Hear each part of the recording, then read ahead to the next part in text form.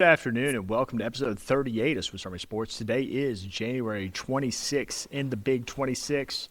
I'm your host, Will Spain, former long snapper for the Troy Trojans, Ospey Governors, and partially Houston Cougars. Joined also virtually today, due to the treacherous roads out there here in Memphis, Tennessee, is the former offensive lineman for the Hendrix College Warriors, current man of electricity, Luke Wallman, and also joined from Houston, Texas. Not as much winter weather there as here, Yes, but currently Houston, Texas. glad his glad his power grid is holding up there in Texas. The former kicker for the Houston Christian Huskies and Troy Trojans, current nephew of Troy's men's basketball coach Scott Cross. Chase Cross, let's get into it, guys. We have a lot to cover, starting with the NFL championship game recap. Then we're going to kick it off to our college basketball picks recap from this past week. Show you our records from there. We do have a new leader. Biggest winners and losers from the weekend in college basketball. Swiss Army Sports College Basketball Top 25 poll is out. NBA recap from this weekend along with our new NBA power rankings. We will do a power ranking on each episode now. NHL recap from this past weekend with our NHL power rankings. UFC 324, it was an absolute banger of a card, absolute banger of a pay-per-view. We will go through the entire prelims, even just slightly, and the main card with our picks. The Premier League, we did not do as well as we did last week on our picks, but it was a wild week in the Prem, and then best of the weekend. So, boys, let's kick it right off into this AFC Championship game. The weather took a turn for the worst, definitely in the second half. It played much more of a role than we had expected it to in Denver. Completely shut down both offenses in the second half, let alone both these teams have great defenses. The New England Patriots did get a 10-7 win over the Denver Broncos to head to the Super Bowl in San Francisco. Me, Chase, and Michael all had it right in terms of who was going to win. We had way too many points in terms of the total. Luke, you were close for the total, but you had the Broncos winning, so it's just, you win some, you lose some. I'll let Luke start it off, man. What did you see out of this AFC Championship game? How did you feel in terms of the AFC Super Bowl contender in the Patriots coming out of this game, and just overall thoughts in the AFC Championship? The AFC is not winning the Super Bowl. I can tell you that. I mean, Drake May played. He played pretty bad. I mean, he had 80 total pass yards. Now the weather did affect him. 86, yeah. The weather affected him in the second half, but it was exactly like I thought it would be as a game. I thought it would be a grimy defensive battle, and I'm not gonna lie because I know Sean Payton's catching flack right now for going for that, but I think you go for that right there. I mean, you have a backup quarterback. You're down inside the 10 or inside the 20. You have a chance at a touchdown. I'm going for it too, but it's kind of exactly how I thought it would go. Chase, what'd you think? Well, to be honest, I thought it was a really entertaining game of football. A lot of people would say maybe that game was boring, but I mean, I thought it was a defensive masterclass. And to get that snow, those elements were, I mean, that was elite. Anytime you get a snow game and just seeing the snow come down on the field, I mean, that was phenomenal. So really enjoyed watching that. Kind of my takeaways from the game. I thought the Patriots played it super conservative, knowing they didn't have to do a lot to beat the Broncos because they knew that offense wasn't going to be firing. I actually thought Stidham came out and was playing really well, and that the Broncos really could have won this game in the first half. Obviously, some missed opportunities there, and they had just allowed the Patriots to hang around. Yes, Drake May only had 86 yards, but I believe he had 70 on the ground. They ran the football really well. It was a really even game. The total yardage was about equal for both teams, and you know, Patriots just capitalized and, made one more kick than the Broncos did. But, taking away from this game, I agree with Luke. I think that the Super Bowl champion would probably come out of the NFC, but I don't think that's a slide on this Patriots team. I think this Patriots defense is as good as any of the other top defenses in the league that we've talked about, with the Texans and the Broncos. I mean, this is an elite unit. And if, the Patriots have had to play in some pretty horrendous elements over the last 2 to 3 weeks. So, you know, maybe getting out there to Santa Clara in California, they'll have a little bit more luck on offense. I do think the Super Bowl is going to be tight because I do think this Patriots team is very good, and I love what Braves is doing out there. Yeah, I get, thinking that the eventual champion is going to come out of the NFC. I like what I'm seeing from this Patriots team. They were able to win game. They're able to win games no matter how the game plays out. Whether it's a higher scoring affair, whether it's gritty, grind it down, defensive kind of game. I think the defense looked incredible. I thought Jared Stidham didn't look bad, especially at the first half when the weather wasn't as bad. I mean, they outgained the Broncos by 25 yards. The Broncos did have 2 turnovers, which ended up being crucial in this game. That was so low scoring. Yes, kicks were missed, but I mean, it was damn near impossible. You kicking conditions out there with the wind, I mean, blowing at gusts of like 30 miles an hour with the snow. And the crosswind, honestly, is what messed, specialists up more. That block, too. And the block was incredible by the Patriots. I mean, 1 for 1 on fourth down, 0 for 1 for Denver. They were both 1 for 2 in the red zone, and Denver also had 7 more minutes of possession. I mean, there was a very low penalty game, which I was impressed by the discipline by both these teams. My question for New England is how is Drake May going to play? I mean, 10 for 21, 86 passing yards isn't anything to write home about. Honestly, it's pretty terrible. It looks more like a C.J. Stroud stat line in this AFC Championship game. Then. Granted, though, I mean, we're not expecting the same weather in San Francisco come Super Bowl time in February. I do want to highlight Ramondre Stevenson, though. 71 rushing yards against a really good Denver Broncos front seven. I think if they want a chance to win the Super Bowl, it's going to have to be through Ramondre Stevenson. He's going to have to be able to put this team on the back, get at least 80 yards plus if the Patriots want a chance. And Drake May is going to play better in the Super Bowl. I mean, it's not going to be snowing with 30-mile-per-hour gusts. I mean, Stephon Diggs and Keyshawn Boutte have been absolutely elite for the Patriots on the outside. So I am looking forward to the Super Bowl. I do think the Patriots have a sniff of hope. Shout out Del Pettis for getting there. And I think, this was a fun game to watch. Sometimes you get the offensive shootout we had in the NFC Championship game, and then sometimes you get these defensive games where, it feels like one mistake's going to be the difference in the ball game. And I felt like, it's kind of refreshing to get to see both sides of that in our championship matchups. In the NFC, though, we had an absolute thriller. Banger.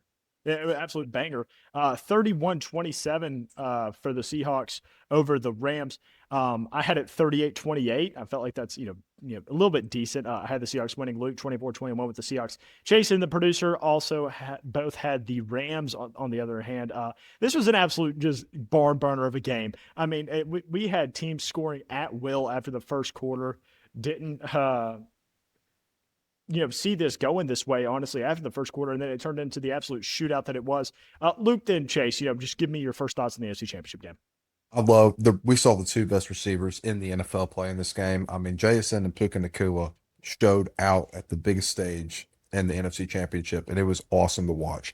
And I mean, I want to credit Mike McDaniel too, because or Mike McDonald, and because fourth quarters. Talk about fourth quarters in the playoffs. He's only allowed one. There's only been one score as him being the defensive play caller, and it was a fumble return versus the Bengals when he was with the Ravens. He has not let up a fourth quarter point. He's calling that defense, and that Seattle defense is super scary. I didn't like the taunting call because everybody was barking in that game, and I don't know. I thought that could have been let go, but still, It was one fantastic game. Look, dude, I mean, I kind of said that to my father. I just don't think that was a 15-yard penalty. No. Granted, it gave me the Puka anytime touchdown that I needed. But I just, dude, that's just football, man. You're just chatting at the other sideline, let them know what's up. But Chase, what'd you take away from the SC Championship? One of the best games of a phenomenal playoffs, honestly. Kind of thought that this was the Rams game to win, especially towards the end.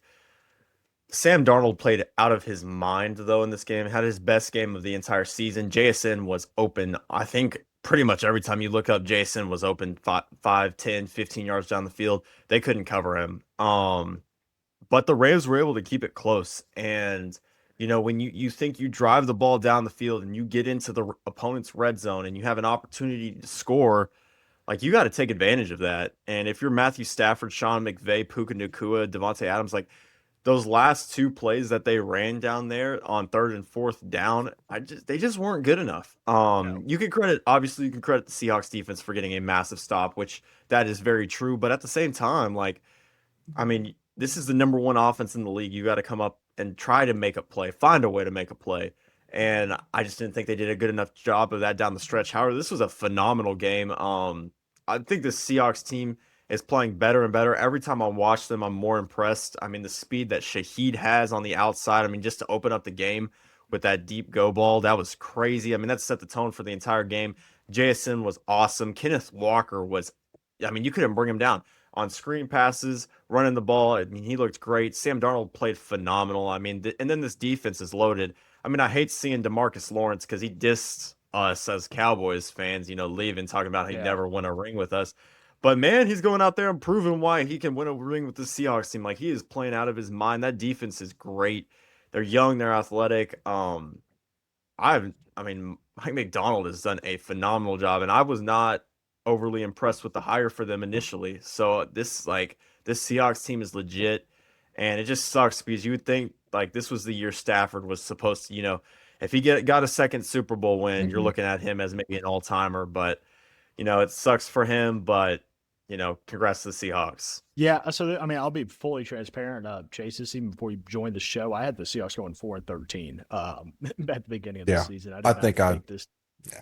Yeah, you had I like had 5-12. yeah, I had the same thing. This isn't a team I thought was going to be elite at all, and they are elite. I mean, we got to talk. I mean, first tip our caps of the Rams. I mean, 374, 3 touchdowns for Matthew Stafford on the air. Blake Corum, I thought was a very good weapon for the Mm. LA in this game. I mean, 55 yards. He was definitely a different presence we saw out of the backfield, complimenting Kyron Williams.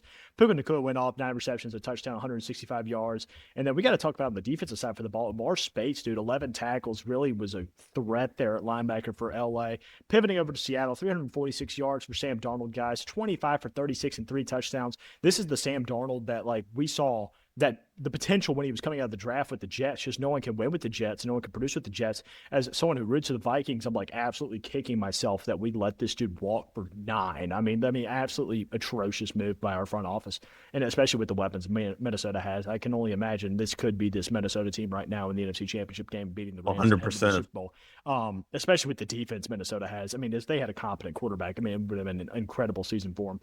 But I mean, this Seattle team is to be not to be trifled with. 10 receptions, a touchdown for Jackson Smith and Jibba. And then only 62 yards on 19 carries, but Kenny Walker played an absolute role in this game. Just as not only a threat, but just when he did get his touches on the ground, 62 yards and a touchdown. This Seattle team is very well rounded, both offensively and defensively. It's going to pose a huge threat to the Patriots. Obviously, we'll talk about that next week when we're doing our Super Bowl preview. What we think is going to happen. I think it's honestly a pretty match up game. I'm actually pretty excited about the Super Bowl this year between the Pats and the Seahawks. I'm excited to see what happens. I do hope the Pats win, though. I'll just go ahead and preface that. I do not want DeMarcus Lawrence to get a ring when he told us we couldn't get him one with us. And then, obviously Del Pettis playing for Troy, being my buddy now playing for the Pats, going to root for the Patriots. But I did not want the Rams to win, so I was very happy with the outcome of this game. It was, again, 2 different fun games to watch, but 2 fun games to watch at that. With the AFC and the NFC championships. As we pivot to our college basketball picks of the week, boy, did we have a thriller in this first one. It did not go the way we thought it was going to go. Obviously, we all got swept as North Carolina went into Virginia and got a huge road victory in ACC play. I'm honestly just more impressed with North Carolina than I am disappointed in Virginia. I thought Virginia played a good game, scored 80 points. They just were pretty bad in transition defense, especially midway through the second half against North Carolina. I thought that was kind of a turning point, but we got to talk about Caleb Wilson, dude. 20 points. He came in through the clutch for North Carolina. I mean, this is just a Carolina team that needed a good signature win on the road, and they got it against Virginia. Luke, what'd you think then, Chase? Yeah, no, same here. I think this is much more telling about Carolina because I think they were down at one point by like 12 with 5 minutes to go or 16. something. Yeah. Yeah, they were down like 16. I mean, they came storming back. I mean, I would have expected them to quit, but this is a very good sign of life. But also, if you're Virginia, you're at home, you have to win that basketball game because now you have to go to, if they play Chapel Hill, which I think they will play them again, you have to go to Chapel Hill, and that could potentially be an ACC tournament tiebreaker that could end up screwing you. So, I mean, if you're Virginia, you're kicking yourself because you did play a hell of a game, but you just kind of blew it down the stretch. But like you said, Will, major signs of life for Carolina for them to be able to go in and get this win. 100%. Chase, what'd you think? Well, I mean, obviously, anytime you blow a 16-point lead, that is never good. in any sport, but especially basketball, and especially when you had North Carolina down like that. Like obviously, yes, they came storming back, and Caleb Wilson played phenomenal, one of the best freshmen in the country. But that being said, if you're Virginia, you've got to find a way to close out this game and find a way to win, and they just didn't do that, especially at home against a Hubert Davis North Carolina team that has been known to struggle on the road, especially this season. So, I think this does say a lot about North Carolina. I kind of wrote them off, honestly, as like, you know, a top seed contender or even just, a team that I thought was talented and good. But they kind of surprised me in this game. I mean, when I saw Virginia was up big, I kind of turned it off, didn't pay attention. Next thing I know, North Carolina's up, and I'm like, wow, what a comeback. But to be honest, maybe we got to start giving Hubert Davis a little bit more props because he really that's quite a coaching job, especially when you're down 16 points to get your guys, just keep your guys playing hard and motivated and trying to still make plays and come back in this one. So this is a huge win for North Carolina, huge ACC implications now that Virginia has a loss in conference. I mean, that is a massive win for the Tar Heels. 100%. And who also was it a massive win for? The other team that kept us swept on the pick board. We all had Purdue at home against Illinois, but Keaton Wagner said, hell no, as he dropped 46 points for the Fighting Illini, 13 from 17 from the field, had 11 free throws to go with it. He also had 4 assists. This is a Purdue team that was up 10 with a minute left in the first half, not able to get the job done at home against Illinois. Granted, much on the back of Wagner, but they outshot Illinois by 9% from the field, but Illinois hit 11 more three-pointers. This is a little bit of a question mark for Purdue for me, not able to get a much-needed home win in the Big Ten against Illinois and allowing one player to go off as much as he did. But again, this is kind of what we expected from this, European Baltic wall of Illinois team that is coming through the Big Ten, kind of starting to find their step now as they get a huge road win against Purdue, especially with Keaton Wagner going for literally more than half the team's points at 46. Luke, what did you think about Illinois Purdue? Yeah, no, Keaton Wagner with an absolute masterclass this weekend, and you're right. That's a Purdue team. You're coming off a loss from UCLA, and you got to win that game if you're Purdue. I mean, I get Illinois is a really good team, but you've got to win that game, and they didn't. And I mean, Braden Smith still played well. He dropped 30, but I mean, I'm not really that worried if I'm Purdue just because of the experience that you've had with all these tournaments and you've been to the finals with most of this core group. But like, that is a game you have to win. And then, little side note, this dude is a 3-star from Kansas. Kansas Twitter is livid. They did not recruit this guy like at all. They are all super pissed. So, gotta love when you see that. Hey, sir, what did you think about this Big Ten matchup? I actually was gonna pick Illinois, and then I saw y'all had Purdue, and I've been doing decently in the pick, and then I switched it last minute. I'm really kicking myself now. I've loved this Illinois team all year long. I got to watch Wagner against Tech, and I thought he was a phenomenal player. Obviously, coming in this one, they got the big news that their second best player behind Wagner, Boswell, got hurt coming into this one. So, it was you had to have a big performance from your number one guy, and boy, did he ever. Purdue, I'm still not quite sold on Purdue. I haven't been all year. The hype coming into the season, with Coffin Wren, Braden Smith. I mean, you were expecting this team to shoot the lights out and be one of the best teams in the country. Obviously, Braden Smith had a much better game, but we can all agree he hasn't been at the level that he was expected to have. Like he was supposed to be the 100%. Naismith Player of the Year, and he's not in that conversation. So, I mean, I would definitely say Purdue's underperformed. Now, they'll probably get it rolling by the time March rolls around, but I mean, this Illinois team is legit. And I mean, I love the fact that it's a pretty much the entire roster outside of a couple players is pretty much European. So it's kind of they're an interesting team, and I think that they handle really tough environments because these guys have all grown up playing in those tough environments over there overseas.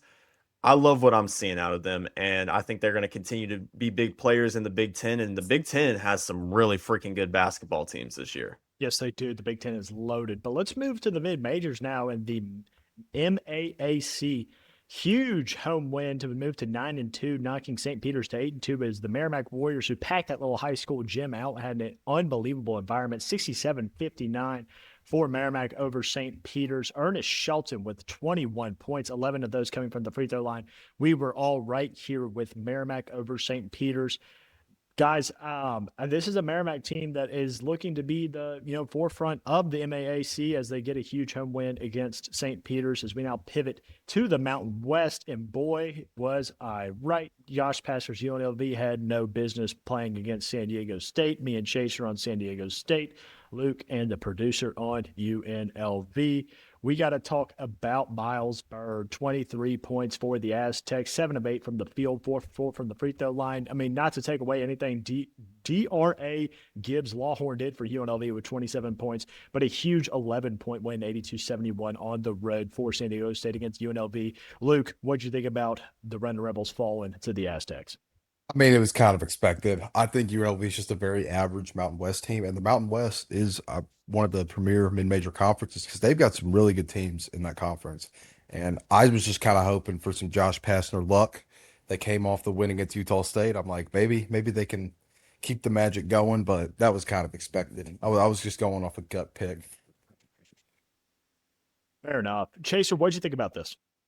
I think that San Diego State is legit. I got to see him play earlier in the year against my uncle's team, and I want y'all to realize this. They're not even playing with their best player right now. Magoon Goath has been hurt for most of the year. He came into the season a little bit banged up, came back, around the time they played Troy and a couple of the games in there, and then got hurt right before that Grand Canyon game when they lost. So they've been playing without their very best player for most of the years. He's been on minutes restrictions, and this team is 14-5. They're going to win a lot of games in the Mountain West, and you're looking at probably a 25-win team heading into the tournament. I mean, this is a perennial 4 or 5 seed consistently. They'll be right back in that spot again. If they get Guath back, this is a really, really freaking good San Diego State team that can do some damage in March. I wholeheartedly agree. I think this is a dangerous Aztecs team. We talk about two dangerous teams now here in the Big 12. Houston headed into Lubbock and played the Texas Tech Red Raiders. Luke and Chase were right on that one. Me and the producer were on Houston and missed 90-86 for the Red Raiders over the Cougs. JT Toppin, 31 points, 12 for 24, 7 and 8 from the free throw line. He also had 12 rebounds, but dude, Kingston Fleming did everything he possibly could to win the Cougs this game, scoring a career high, obviously, as a freshman, but 42 points for the Cougs and a team that is not actually known. Getting a comfortable 4-point lead, 90-86. I really don't have much to say about this game other than I think these two teams are great. I wish Houston would have pulled it out in the road, but I'm not completely disappointed in the team's efforts, especially with Kingston Fleming's doing as well as he did. Luke, what did you think about the game then, Chase? So I only watched about like a little part of this first half because we were going sledding, but I'm looking at the box score right now. Now, the only worry I'd have for Houston is y'all got out rebounded by almost 20 rebounds. It was a 44-28 rebounding margin. So that would be my only worry, but it's still, these are two great teams. No, these are two great teams in the Big 12 who will probably be poised to make big runs in March. But I will say this, my only worry with Tech is if Toppin does not go ballistic, they are going to be in some trouble because that's why they've lost a bunch of the games this year. So 100%. And I mean, Toppin has been unbelievable. And I mean, this Houston team, though, my only concern is giving up 90 points. I mean, that's not something I expect from a Kelvin Sampson coach team. But again, this Tech offense is prolific, and it was going to, could have told from the start it was going to be a high scoring affair. Chase, what did you think about this matchup in the Big 12? I thought Graham McCasland had a perfect game plan coming to this game. Obviously, you put up 50 points in the first half against a Houston team that has been phenomenal. Honestly, I think this says more about Tech than it does Houston. I think Houston showed that they can put up points with anybody. They still played well. That's a tough road environment. That's a tough place to play. So I was not mad with how they played. I mean, Kingston Fleming's solidified himself as a top 5 pick in next year's draft with this game. I mean, he was on fire. He can score at all 3 levels. Sharp looked great. This Houston team is actually, this game made me think that they were even better than they actually are, because in games when your defense isn't rolling, you can still score it with them. So I think this says more about Tech. Obviously, JT Toppin had a phenomenal game, but they got points from guys that haven't put up as tons of points throughout the season, such as Petty and Atwell, who both put up 18. Anderson, their guard, who's been their number two in scoring, only had 12, which is below significantly below his averages. So, if Tech can start getting some depth behind Anderson and Toppin, I think that this is a really really good Texas Tech team, and they showed that. But that Red Raider crowd, it is a tough place to play. In the I think it's like the United Grocery Center or Yeah, something like that. like that. Something like that. Great name, but that's one of the toughest places to play in the country, regardless. I mean, they were in the middle of a blizzard. My buddy was there. Like there is nothing to do right now except watch that basketball game. So everybody was hyped. It was rocking, and to only lose by 4 points both ways, I think these two teams are the two best teams behind Arizona in the Big 12, and I think both of these teams are top 10 teams. They are both uber talented, and I think JT Toppin could have an argument for the best player in the country. 100% J. Chapman had a hell of a game. Luke, I just want to let you know there's a little bit of an echo when you're not speaking and not muted. UC Irvine and UC San Diego were playing in the Big West, and y'all all got it wrong except me. Irvine got a 61-59 point win under Dixon's 12 points. A very exciting game in the Big West and a huge road win for the Anteaters over the Tritons in the Big West. And then we were all right as Belmont took down Illinois State in the Missouri Valley Conference. Big home win for Belmont. Illinois State gave a little bit of a push in the second half, but Belmont able to pull it out at the end. As we go to our picks leaderboard, Chaser, you have taken the lead over Big Mike, the producer. The producer's had a rough couple weeks, and you've been able to capitalize that, so you're in first. Luke is holding on to not last against me by 2 games, 49-30 and 47-32. But everybody's got a really good winning percentage, so I'm pretty stoked about that in terms of our college basketball picks. As we move into our big winners and big losers from the weekend, I will let Chaser start it off, and we'll go from Chase, Luke to me, kind of a little backwards here. Chasers, who are your big winners for the weekend? Who are your big losers?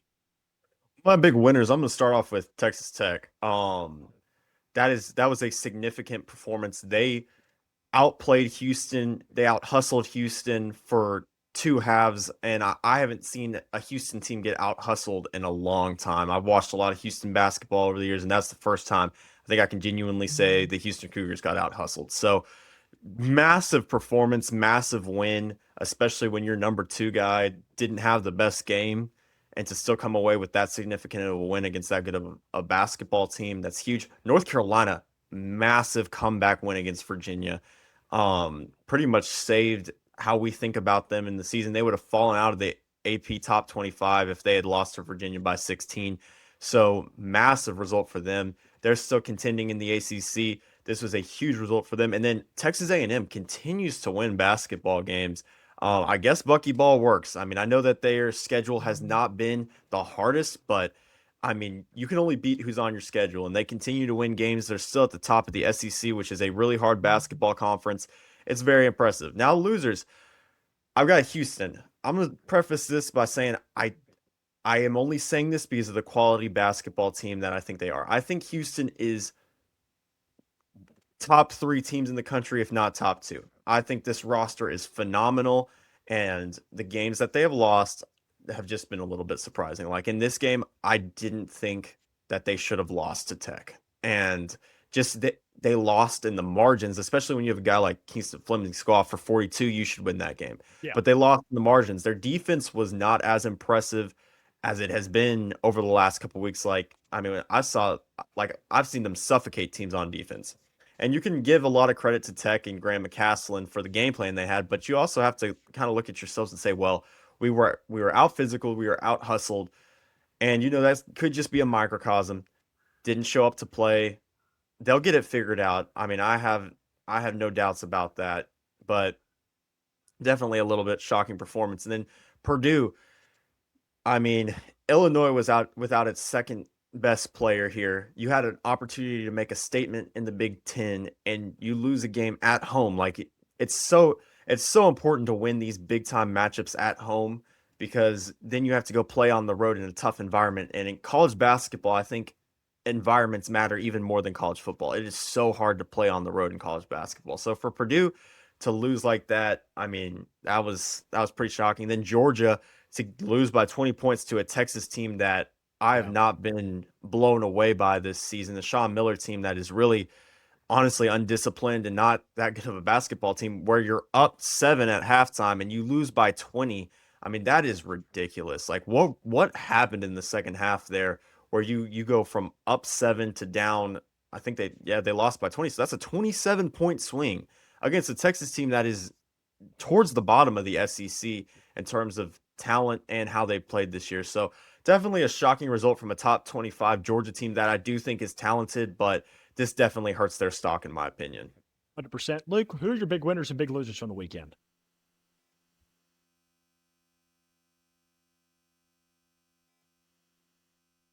You're still muted, brother. Gotta love it.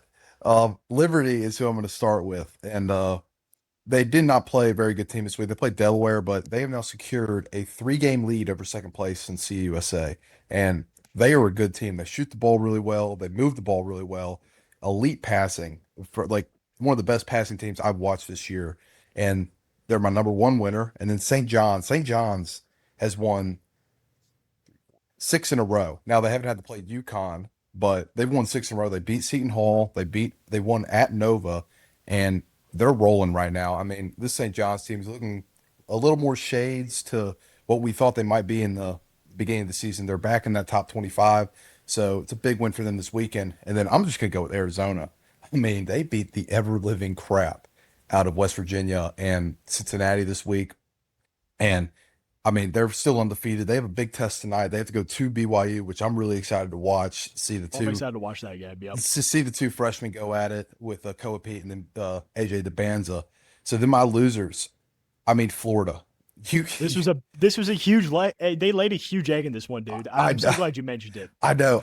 I bet on Florida to cover because I'm like, oh, you're at home. You're playing a very weak Auburn team this year, and they were down like 25 at one point, and I mean, they sort of stormed back, but like. I mean, you can't lose that game if you're Florida, especially with how they've been playing. They've been playing out of their minds as of late. The guards have finally started to go. Everything's kind of started to click, and they just got embarrassed at home. So I was very shocked by that. And then Oklahoma. Now, Oklahoma's not very good. They're only about loser because they got buzzer beatered twice. They got Yep. at the at the end of the regulation, Missouri hits a buzzer beater to send it to overtime. Then Missouri hits a buzzer beater to win the game. And that's just like that's rough. I mean, that's just a rough way to go out, especially since they just lost to South Carolina in the midweek game. So they're going to be my losers. And then Seton Hall. I mean, Seton Hall was red hot to start the year. I thought they got robbed of the Maui off of one call because of the whole replay system this year. But they've lost 4 in a row. They lost to UConn, which is whatever, but you lose to Butler, you lose at St. John's, and then you lose to DePaul. I mean, I want to give credit to DePaul. I mean, I've never seen DePaul win more than like 12 games of the season, and I think they're already at that mark. So, but like Seton Hall, you were on such a high part. You just got in the top 25 and first time in years. I think it's been since Miles Powell was there. And then you lose 4 in a row ever since getting ranked. And that is why they're my loser. My first winner for this weekend is Nebraska. Well, not only because they're 20-0 and 9-0 in the Big Ten, they're on the road at Minnesota. It's 40-32, 3 minutes in to the second half. And they go ahead and just go, all right, we're going to turn. And to Nebraska, they were just hanging out in the gym until their flight took off. There was a TikTok that said, what took over their trap and having to stay in it because of our flight. So shout out to the Huskers. Illinois, guys. I mean, it's an absolute winner weekend for Illinois. You had a dude in Wagler drop 46 points. You got a huge win over the current, at the time, 4th-ranked team in the country, Purdue, on the road. Illinois is trending in the right direction in the Big Ten. There's not a really better time of the year to start to get hot than right now at the end of January towards February as we start to head towards our conference tournaments. And then we got to give a shout out, man. The Missouri or the A-10 is an absolute gauntlet of a mid-major conference. St. Louis is 19-1 and 7-0 in the A10, and they absolutely made St. Bonaventure look like they did not belong on the same court as them. The line was only 6.5. I saw that, my mouth watered. I was like, St. Louis is about to blow this team out. I didn't think it would be to the extent that they did, 97-62. This game wasn't even close. It was 58-26 at the half. At the half, it was a 32-point lead. This St. Louis team is absolutely a threat come March time. Then our losers, we already touched on it. Virginia's got to win that game at home against North Carolina. They had a lead in the second half, let it slip away, and let Caleb Wilson take over for the Heels. You can't do that. You got to play better transition defense if you're Virginia and slow the pace down in North Carolina and get a home win in the ACC. Alabama, dude, you just got your freaking NBA player back. Granted, Philon did drop 26 points, but you lost by 6 at home against a Tennessee team I do not think is that good. I do not think they're a top-tier team in the SEC this year, and I think that is an absolutely atrocious home loss for Alabama. You have all this momentum in your program, not in the country, but in your program, that you're getting this bum back from the NBA on your team, and you lose your first game out with him against a very faltering Tennessee Vols team that just lost at home last weekend to Kentucky. I mean, that's an absolutely horrible look for the Crimson Tide. And then it's our hometown team. I've got to touch on the absolute garbage dumpster fire that is the Memphis Tiger basketball program.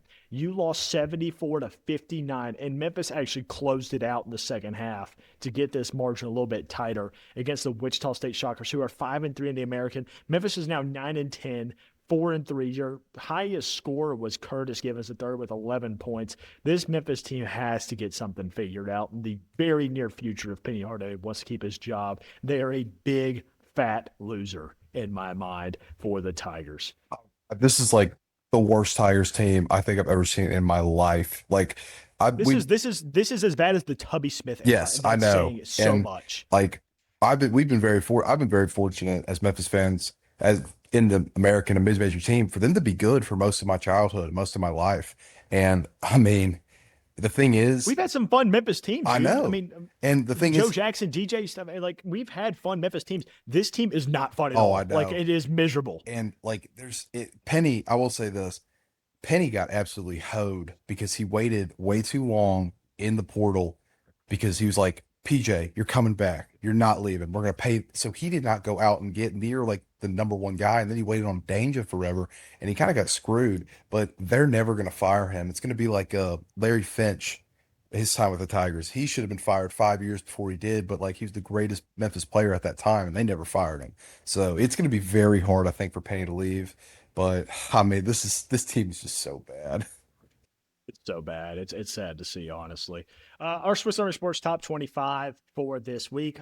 1 Arizona stays there, as well as 2 UConn and 3 Michigan. We've got some movement from there on out. Duke moves up to 4. They're playing Louisville right now as we speak. Nebraska at 5, undefeated still. Gonzaga making their way back up to 6 after that ass whooping we took from Michigan. 7, Michigan State. 8 falls Houston. 9, Iowa State. 10, Texas Tech rounds out our top 10. 11, Illinois jumps Purdue, who is at 12. BYU at 13. The Hogs, man, the Arkansas Razorbacks are red hot in the SEC. They're up to 14. Also red hot are the Kansas Jayhawks in a very stacked Big 12 up to 15. Vanderbilt got a absolute dominant win on the road in the hump at Mississippi State this weekend at 16. Florida falls all the way to 17 after a horrific home loss to Auburn. 18 is North Carolina ahead of 19 Virginia after this weekend's contest. 20 jumps to St. Louis, who is 19-1. 21 Clemson. 22 Louisville. 23 the undefeated Redhawks of Miami, Ohio.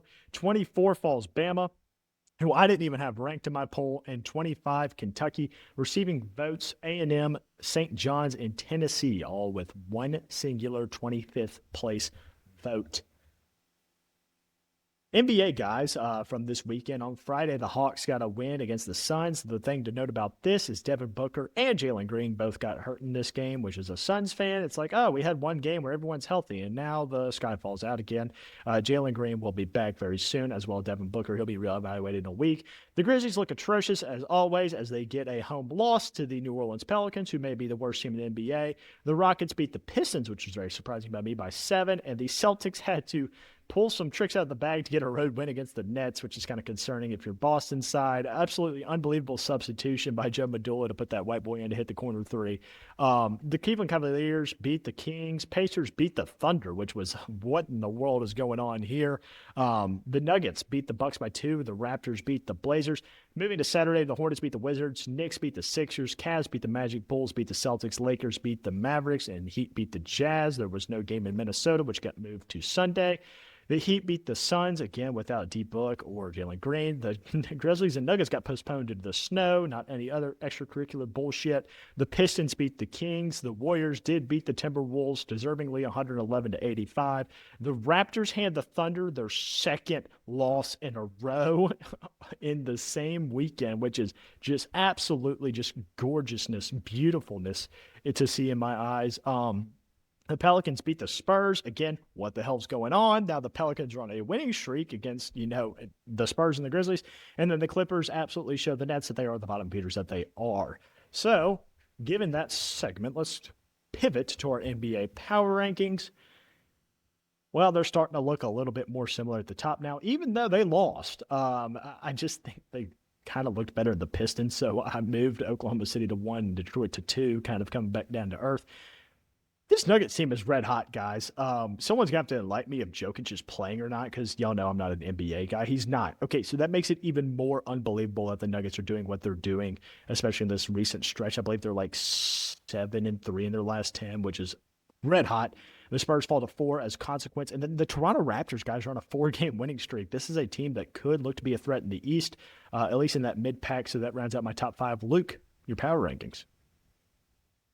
Yeah, I still think the Thunder. I mean, the gap is definitely closer with the Thunder and Pistons now, but I still think the Thunder are the best team. They are a little beat up, so my number 1 and 2, and then the 3 stay all the same. I still think the Spurs are the best team, or the second best team in the West, so I keep them at 3. And then, like you said, Raptors 1-4 in a row. You beat the Thunder. I mean, they're playing really good basketball right now. And then I'm going to slide in at the 5 is the Clippers. They don't have the record. But like ever since Kawhi and Harden came back from their injury, I think they started 2-10 and they're like 500 now. They have gone on like 2 7-game win streaks. They are red hot. They're playing the best basketball, I think, out of anybody on this list currently. But the record really doesn't show for it. But I would expect the Clippers to potentially climb all the way, possibly to a 6 seed. Chaser, your power rankings for the NBA. Well, I'm going to start off with the Thunder. I think the Thunder have faltered over the last couple of weeks, but you can't excuse the record. All of these top teams, to be fair, at the top of the NBA have shown some types of weaknesses and have let me rephrase it, have had some poor weeks over the last couple of weeks. So that being said, the Thunder just rise to the top, obviously, because of their record, but they have been playing some atrocious basketball over the last 2 months. Not atrocious, but not up to par of what they had to start the season. 100%. Definitely is not comparable to any of those Warriors teams. So we can get that mess out of here, Oklahoma City Thunder fans. But at 2, I do still have the Pistons. Lost this week too, but they're still top of the East, so you got to give them credit for that. Spurs struggled a little bit too this week, but I still really like this roster. I think they can go out and beat anybody in the NBA, especially if Wemby plays well.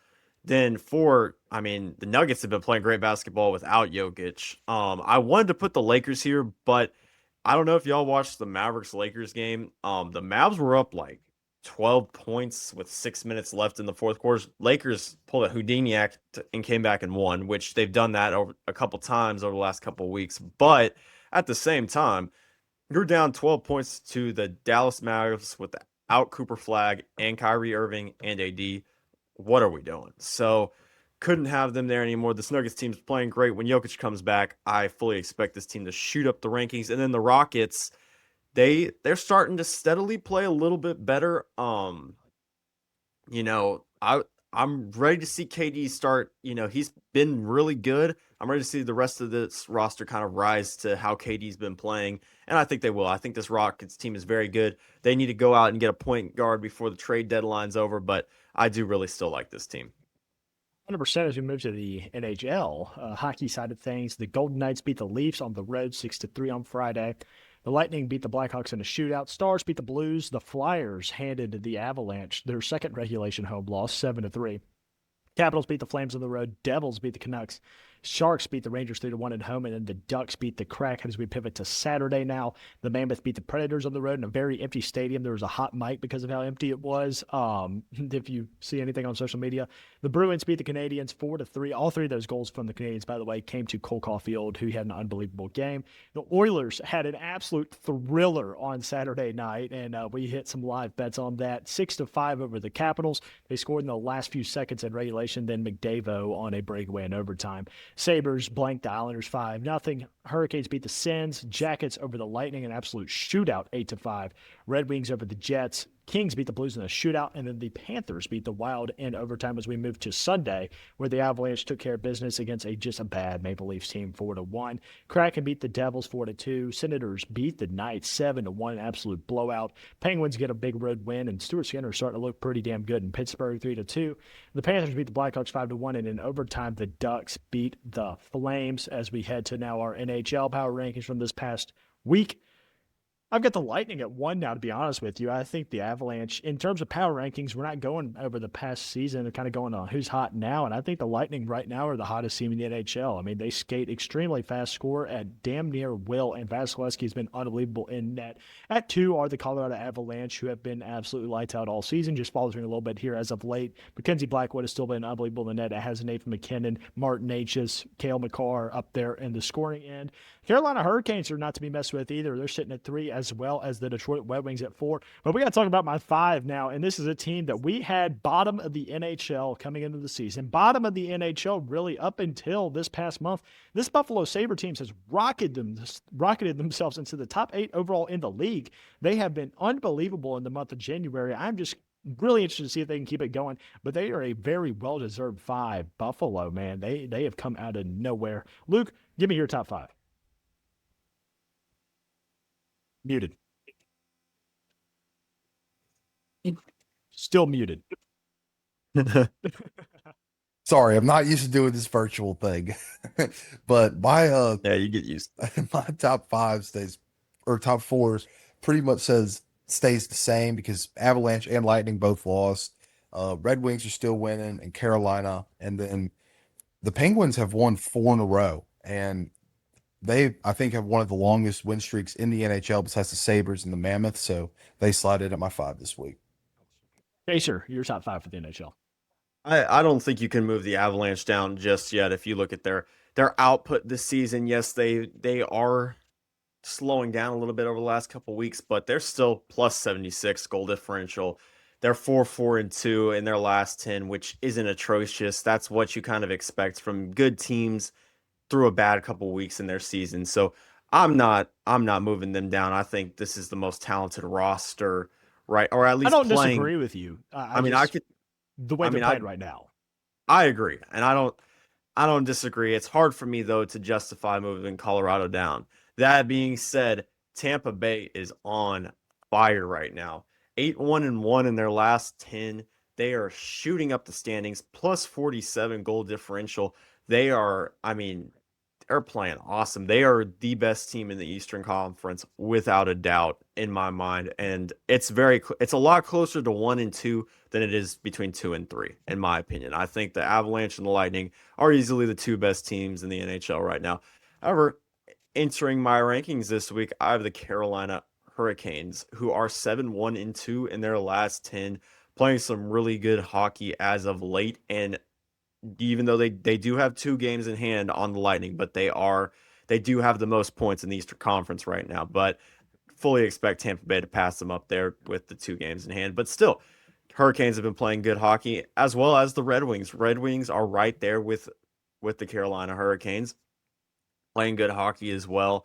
They also are 8-1-1, same as the Lightning. So they have been on a great stretch recently. And then rounding out my top 5, I do still have the Dallas Stars. I think this roster is still supremely talented. Same thing as the Avalanche. They are faltering as of late, but them and the Avalanche were talked about as 2 of the top teams in the NHL.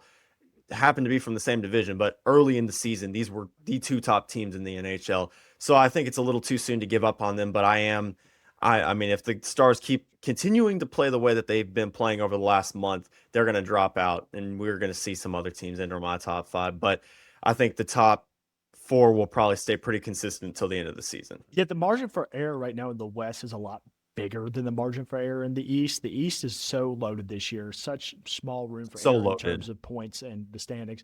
It's going to be really fun as we The start. wild card race is really, I It's mean, going to that's be gonna unbelievable as we make the turn it's gonna towards be the playoffs. unbelievable, especially after we exit the All-Star break. I mean, that wild card race is going to heat up. Like it is so tight already. It's tight in the West too. I mean, It we have is, a to lot be of good fair, but hockey coming forward. a lot of good hockey. I think this is. I mean, I don't. I mean, we could say Colorado looks like they're going to run away with it, but like you said, any time whoever wins the President's Trophy usually doesn't end up winning, the Stanley Cup. So I think it's wide open this year. I think the last 2 years, Florida has obviously been in the mix. Edmonton, we've got a lot more teams that are going to be in the mix here this season. But I'm about to say we don't it's even going to be have really fun to see. Vegas, Edmonton, Mhm. Minnesota, like in our top 5 for the power rankings. I mean, And they could easily be there. I could yeah, make a case for 100%. all of those teams. I could make a case for I wanted to put Minnesota in. I could make a case for Vegas. I could even make a case for the Oilers because the Oilers have played a lot of good hockey. I mean, they weren't even in a playoff position to start the season, and they've drawn all the way back where they're in front running for the wild card. So I could make an Second argument in the for all of Pacific, those to be teams honest to with get you. in. Second in So the Pacific could even win the Pacific as a whole. The exactly. Oilers have came storing back.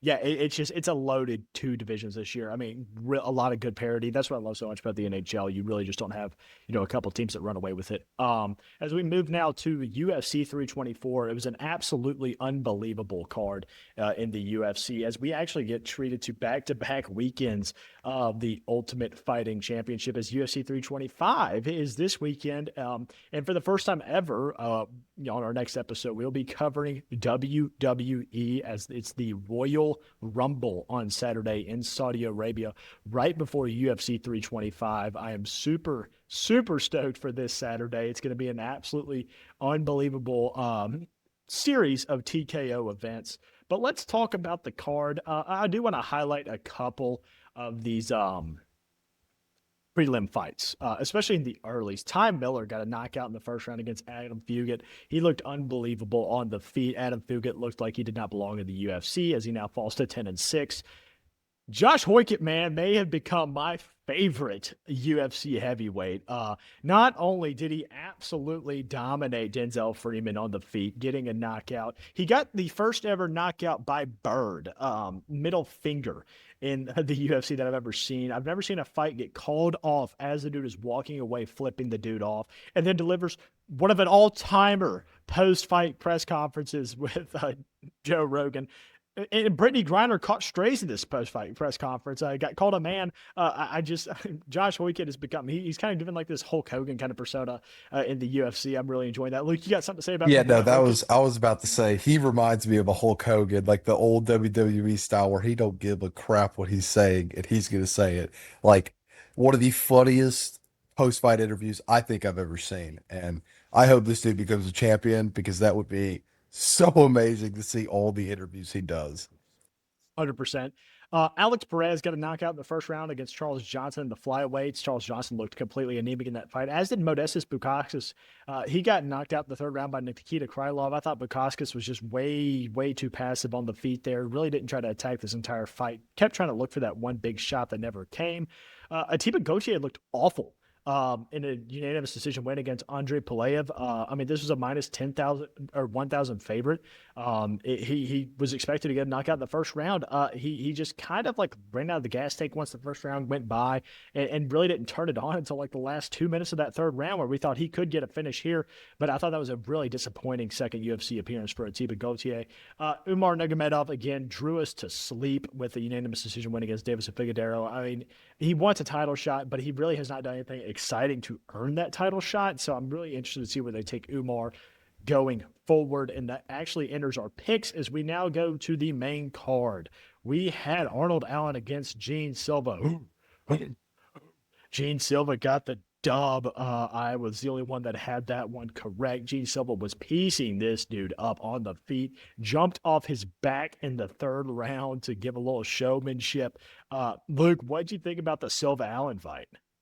I thought it was very entertaining and like, I mean, he's a character. He looks just about as all the tests will prove that he is. And like This was a great fight. I mean, it's interesting what they're going to do with Silva next too. I mean, who's going to fight next? I think it'll be very entertaining no matter who he fights. So Yeah, it was a tough loss for Diego Lopez. Knocked him out with the elbow. For Gene Silva, good to see him bounce back. Chaser, what did you think about Silva Allen? Well, I thought Arnold Allen would have produced better output in this fight. Ultimately, just couldn't land, in my opinion, couldn't land many significant strikes compared to Silva.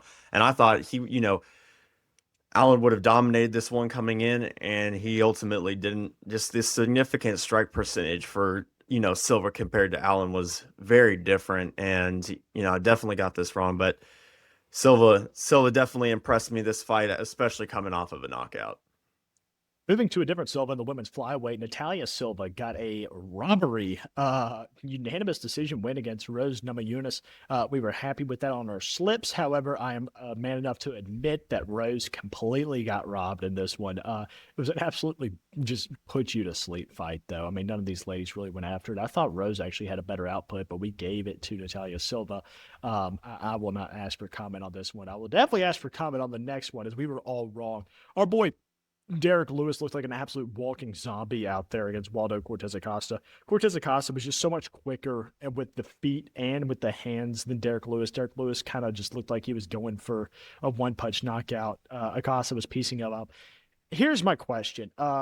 Is this the end of the road for Derek Lewis in the UFC? Luke can answer first, then Chase. I mean, we saw the dude slip and literally just give himself up for the TKO. I thought it was a pretty disappointing performance, especially after the absolute heater Derek Lewis had been on. Luke, what do you think about Elu? yeah, I think he's got one, possibly two fights. I think I would not be shocked if he had a White House fight and then retired, like as a prelim fight and retired from there. I mean, he is like 40 years old, and like you don't see very many fighters, I feel like, go into their 40s in general, and especially in the heavyweight, because Acosta was 10 times quicker than him, like you said. And also, dude, I don't understand why he just gave up. I really didn't understand the thought process of I'm gonna let this big, huge man just like face punch me as I'm laying on my back. But I mean, because I did see some dude have a little conspiracy theory on Twitter about how the other fight got pulled for gambling. If this was another one where they told he got told to lose because he literally just laid there and gave up. But I mean, I think he's got one, possibly two fights left in his career, but it's towards the end of the road. Jason, what did you think about the Acosta Lewis fight? I think this is the end of the road for Delu, unfortunately. I mean, that was just a poor effort. I felt honestly kind of sorry for him. I think he only landed 8 punches the entire fight, which, you know, it's just that's not going to get it done, especially the heater he's on. Like, Father Time finally catches up to you, and it sucks because this is one of my favorite fighters across all combat sports, and to kind of see him put together that performance, it just sucked. But got to credit Acosta with the performance, but that's not the Derek Lewis that I know. And I mean, just the slip, and I mean, he gave himself up at the end. Like, I mean, it was so. I agree. I mean, I was seeing it all over Twitter. Like, everybody was saying, well, you know, did Vegas get to him? I mean, maybe so, because that's not the Derek Lewis I know. But there's something to be said. He's a 41-year-old man. At some point, Father Time does catch up to you, but it definitely sucks. Co-main event was Sean O'Malley, number 3 in the bantamweight division, fought number 5 Song Yadong. Me and Chaser were correct on O'Malley. Luke had Yadong. This fight is a lot closer, not than it seemed. If you would have looked at their faces after the fight, it looked like O'Malley dominated. However, I mean, it really came down to the third round. And honestly, the third round was very decisively O'Malley. But the second round was, I mean, decisively Song Yadong. He had 14 more total strikes. He had 7 more 6 strikes. And he had 2 takedowns. So it really came down to the first round in terms of scoring. Granted, yeah, Sean O'Malley had 6 more significant strikes, but total strikes landed. Song Yadong had 1 more, and he had a takedown. I thought this was going to be a pretty close on the cards. It was unanimous. I thought it could have been split. But good to see Sean O'Malley get back on the winning side of things. Gets a really good opponent here in the bantamweight division. I do foresee O'Malley getting a title shot in the near future. Luke, what do you think about this fight then, Chase? Yeah, I was impressed with Yadong's quickness. He looked a lot more twitchy and quick than O'Malley, and like you said, I only picked him because of his name. I did think O'Malley was going to win, but I thought it should have been a split decision. I was kind of shocked that it was unanimous, but it was a great fight. And O'Malley probably will be at the White House challenging, is it Jan, right? Peter Yan Yep. Peter Yan, yep. for the title. Chaser, what do you think about O'Malley? Wasn't very impressed with O'Malley. I know that's going to be a contentious take here, but I didn't think he performed that well in this fight. I actually thought No, I don't disagree at all. I thought Yadong pieced him up pretty good, and I easily should have been split. And I know if you look at their faces at the end of the fight, it definitely looked like O'Malley won, but it just the way it felt didn't feel very dominant for a guy that, perceives himself as a top fighter in the entire UFC. Like, he perceives himself as a superstar. If you listen to the way he talks, the way he carries himself, you would think he was, Taporia or something like that. He didn't I didn't think he showed up and showed Sean O'Malley, the talents he has. His quickness is still there. He's still super quick, but I actually thought Yadon put up a really good fight, and I don't know if Sean O'Malley's ever going to retake that belt again. So we'll just have to see. But I was not impressed with O'Malley, and I was impressed with Yadong, and I don't think it was a unanimous decision. I definitely thought it was split. As we move to our main event now, we had Justin Gaethje against Paddy Pimblett. And Paddy Pimblett's my favorite fighter in the UFC. This broke my heart. I was not well that entire night. Just after Paddy lost, I wasn't taking it well. Yeah, I'm proud of the way Paddy fought. First off, I thought he was dead to rights in the first round. Apparently, Scousers don't get knocked out because he should have died on like 3 separate occasions. He has a hell of a chin. But we got to talk about the stats here, guys. Yes, Justin Gaethje had 2 knockdowns. He's a heavy hitter. He rocked Paddy's shit. Paddy outstruck Gaethje in significant strikes by 12. The first round obviously went to Justin, but if you look at the statistics, if that knockdown had not happened, if Paddy had not gone to the ground, he wins the first round. He outstruck him in 6 strikes by 10, 37-27. And then in the second round, it was all Gaethje. 2 takedowns, had a knockdown, outstruck him. But we got to talk about the third round where Paddy started coming back. 42-25 in total strikes, 41-24 in 6 strikes. Almost like Gaethje kind of took a round off, but Paddy was starting to really show his resilience. And then the fourth round is when I think, here's my issue with the fight. It happens in the fourth round. The second eye poke happens, first off, cuts his eye open, and it completely renders Paddy useless for 15 seconds, which allows Justin Gaethje just to piece him up and get a whole lot of damage in. And then a minute and a half later, we have a low blow with the knee to Paddy Pimblett. No stoppages for either of these ones. It should have at least been a point deduction, which would have made the 5th round extremely close. Paddy won the 5th round on 1 ballot. It was 4-1 on the other 2, but it would have made the 5th round mean a lot more in terms of the scorecard. We could have had a freaking draw in this fight. I cannot believe that we missed the eye poke. We got the eye poke that did very little damage, but we missed the one that freaking cut his eye open with his nail, literally has a gash on the side of his eye. Hell, every time an English fighter starts to get some momentum, a dude comes over and pokes him in the eye. Look at Tom Aspinall.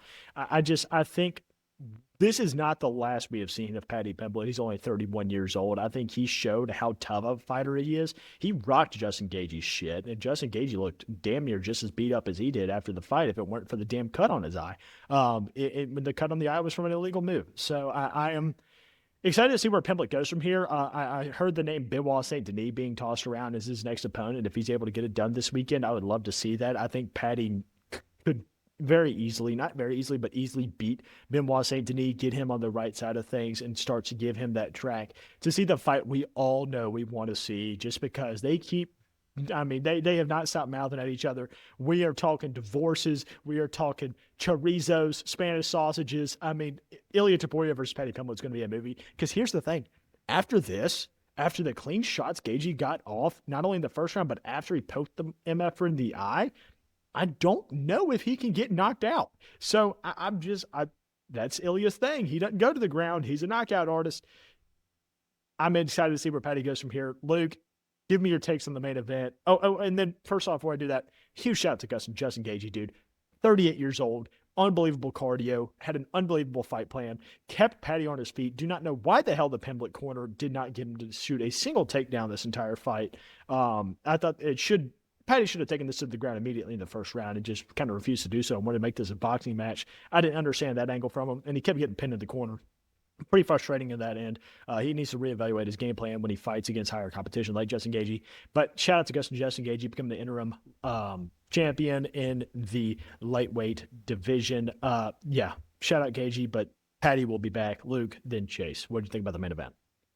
Yeah, I cannot believe Pimblett did not die. I thought in the first round, I think was it the third round where he got pieced up again, or He the got fourth? rocked in the second round, and then the fourth was when it Okay. got real bad with the cut Yeah. eye. Okay. So I can't believe he was still standing. But again, like you said, I did not get why he did not go to the ground because all I had heard, because I've never seen Gaethje fight, I've never seen Patty fight.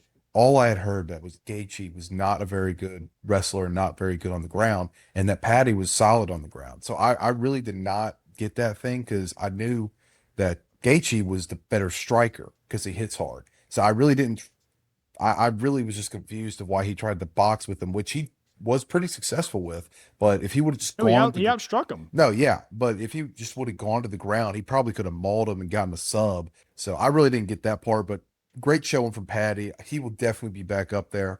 If him and Taporia fight, that'll be very interesting to say the least. Chase, what did you come away with from the main event? Well, first off, Justin Gaethje, I think everybody across the entire sport, I mean, Patty is everybody's sweetheart. Everybody loves Patty Pimblett. I mean, he's hilarious. He's got great charisma. His walkout is The freaking walkout is sick. so cinema, dude. It I is mean, inject that that's into one my of the best veins. walkouts I've ever seen. I mean, genuinely, maybe second to only Conor McGregor. He gives me those McGregor vibes. So everybody wants Patty to win, and Gaethje just came out and absolutely beat the crap out of him. However, I got to give Patty a lot of credit too, just being able to take those punches. I mean, if you look at his face after the fight, it looked like dude had gotten mauled, and just to stick through that, that's phenomenal. I mean, just will and determination to not get knocked out. I mean, that was, and to still put on a good show. Like this was an absolute belter of a fight. I mean, this was one of the best title fights I think I've seen in a long time. I mean, it was an absolute brawl. I mean, it gave me scenes to like some movies, like almost like it was like a Creed movie, in there or a Rocky movie, just I mean, in real life. Like it was crazy.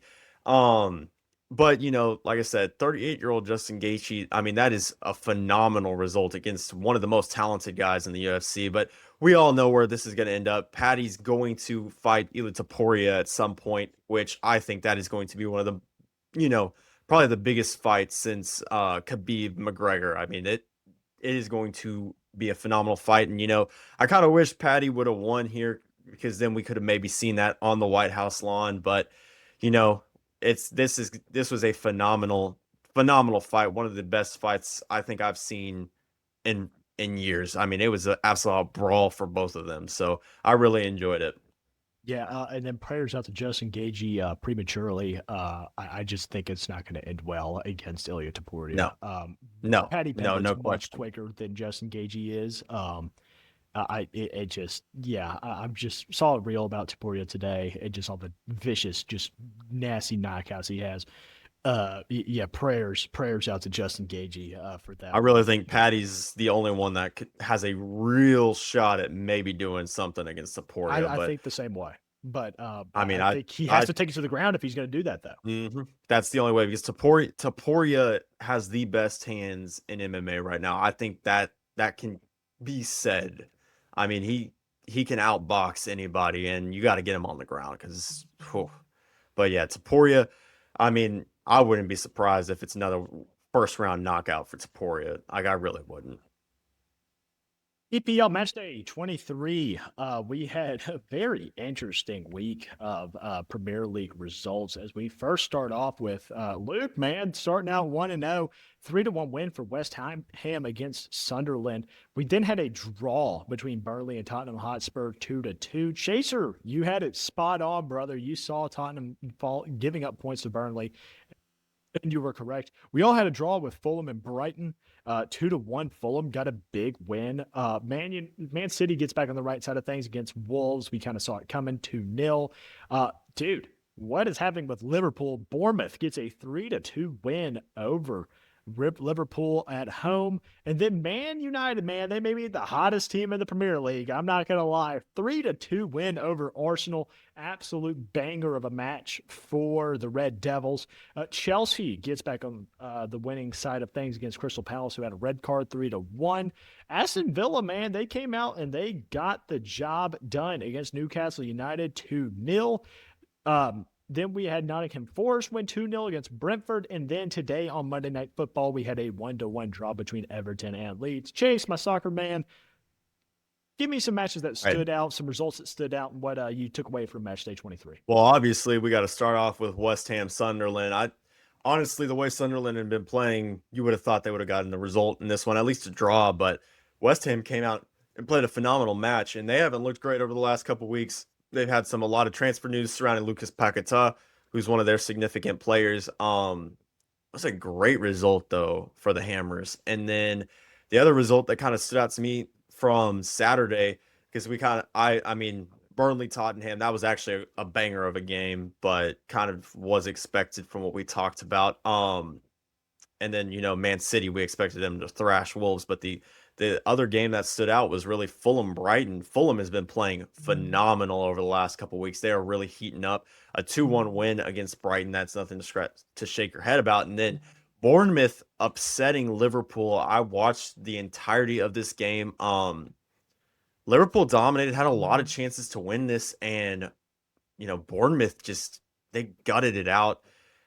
I don't know what's going on with this Liverpool team. Last year, when they won the Prem title, they were winning a lot of games late. This year, they're having the opposite happen to them. They're losing a lot of games late. And, as a United fan, I love to see it. But that brings us to our Saturday fixtures. Starting off, Chelsea looked fantastic against Palace. Oliver Glasner's everything's falling apart right now at Palace. I don't really know what's going on with them, but they lost, obviously, Eze and Gehi to the transfer window. But Chelsea looks really good under new coach Leon Rosané. They are playing some really good football right now. And then, like you said, Villa getting a big win against Newcastle. But obviously, I'm going to talk about the main game on here. The game everybody was talking about leading up. Manchester United Arsenal coming off a Manchester Derby win for Manchester United. Everybody was like, oh, they're going to beat Arsenal. They're going to beat Arsenal. Obviously, all the Arsenal fans are hot. We haven't lost at the Emirates all year long. We've won 24 matches in a row. We haven't lost, and honestly, through the first 30 minutes of the game, looked like Arsenal was going to win 3-0. Honestly, I mean, they were creating chances. They eventually got the goal off a Bukayo Saka shot that was deflected off Martinez's leg. Then the game just completely flipped. Arsenal gifted Manchester United their first goal of the game. And then the second half, Manchester United absolutely dominated, outplayed Arsenal in all facets of the game. It looked like Arsenal had no creativity going forward. United had so many chances after chances. Like they could have won 5-2, I think, towards the end of the game. But that Patrick Dorgu goal, one of the best goals I've seen live. A half volley screamer into the upper 90 off the crossbar. That was insane. And then, Arsenal gets a cheap goal back, but then Mateus Cunha in the 87th minute bins one around Gabriel. His teammate puts it in the bottom right corner to get the win for the Red Devils. Massive win. And then today on Monday Night Football, Leeds had this game against Everton and they just lost it late, but kind of expected Everton to play a little bit better this game, especially with their record on Monday Night Football, but another great match day of Premier League games. And before we get to the best things that happened this weekend, I forgot to add this slide. Golf, happened this weekend in the American Express. Shout out Scotty Scheffler, man. 27 under through 4 days. And then also a huge shout out to, where's the kid, man? Blades Brown for shooting a 60 on Friday. It was good golf in the Amex, and we got the Farmers this weekend. Excited to see that. Best things that happened this weekend is how we end our weekend shows. One, snow, everything to go with it. One, work being closed. Two, the sledding, especially today after it got slick outside, was absolutely elite until this kid barreled into my arm and hyperextended it. Elbow was killing me. UFC 324 minus the main event. Obviously, I was absolutely heartbroken by the results of the main event. The main event was a great fight, although it does not matter to me because my boy lost. But UFC 324 was an absolute hell of a first show from Paramount Plus. Although I do have beef with the ads during the walkouts, at least on the main card. I think that bullshit needs to stop, and Dana White addressed that, so I'm glad. And then the NFL championship games, man, we had back-to-back banger games. We had a defensive, just grindstone game in the AFC championship, and an offensive shootout in the NFC. Made my money back from what I lost on UFC, so I felt pretty stoked about that. Luke, what was the best things that happened this weekend for you, buddy? Oh, sledding. Like you said, it was you. There, we had this big easement around the corner from our house, and you fly. I mean, you can. I got like a foot of air time off of this freaking little bump over today. But yeah, I hit a ditch, and my shoulder is killing me. I also almost got concussed. But aside from that, it's been a great time sledding and then gambling. I actually was up because I'm not gonna lie, Will, I faded Patty and I bet on Gaethje. So I was up from UFC. I went to bed with I placed 4 bets. I bet on Hawaii twice and 2 tennis players, won all 4 of them. I only put like $2 on And the each of Oilers, them, baby. and the Oilers in that night. So I was up this weekend with the Seahawks too, covering, and then Minecraft. Since I don't have work, I've been grinding my Minecraft world. So it's been a great weekend. Made slight appearances on this world. Yeah, so we got the slave encampment has started. It's it's getting going. So Those poor villagers, man. no. Chase, what happened this Are y'all weekend, playing bro? survival or what you guys Oh, got Oh, yeah, we going got a on? into the realm. survival. Yeah, we got a realm. Yeah. Oh, that's sick. That's sick. No. Yeah, I'm loving the time off too. It's been fantastic. But honestly, I got to start off with Man United. That is a phenomenal win, 3-2 over Arsenal. That made my weekend, started my day off great yesterday. I think I almost tore my Achilles celebrating the game-winning goal. One of my good buddies is an Arsenal fan, so it's been awesome sending him memes and everything since they've lost. So I've been loving it. And then obviously no work. Don't have to go into work. That's been phenomenal. I'm loving this winter storm out. However, here it was like 45 degrees. There's no ice. I don't know why they Not canceled it here. today.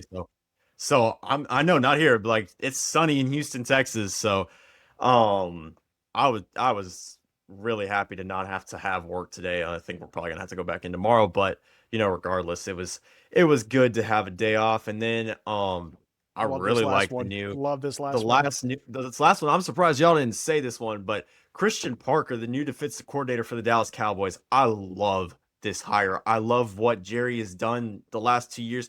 You know what? We need a different approach in terms of hiring defensive coordinators, in terms of hiring guys in general. We know Schottenheimer's the guy. I mean, I think we can all say that as Cowboys fans. Schotty's the guy. That offense is prolific. We need a young defensive coordinator that can get the most out of these players, and the guys that we've been going with, the Zimmers and the Eberfluses of the world, that tree, that old kind of dying breed of defensive coordinator. We need to get up on out of there. I'm really happy at behind Al Harris. This was the guy that I really wanted was Christian Parker. Eagles fans are distraught. You've got some of them online saying, "Oh, well, he sucks. He's going to the Cowboys." But the vast majority of Eagles fans, Eagles players, hate to see this guy go, especially to an in-division rival. So that tells me a lot about Christian Parker. So I am really excited for this Cowboys season next year. If we can get him some pieces on defense, I think this Cowboys team could be elite next year. Dude, I Oh, would love to see it. I need to see an elite Cowboys team. yeah, and also shout out Cooper DeJean for the tweet of the century saying how much he loves CP. So That was hilarious. Yeah, that was Yeah.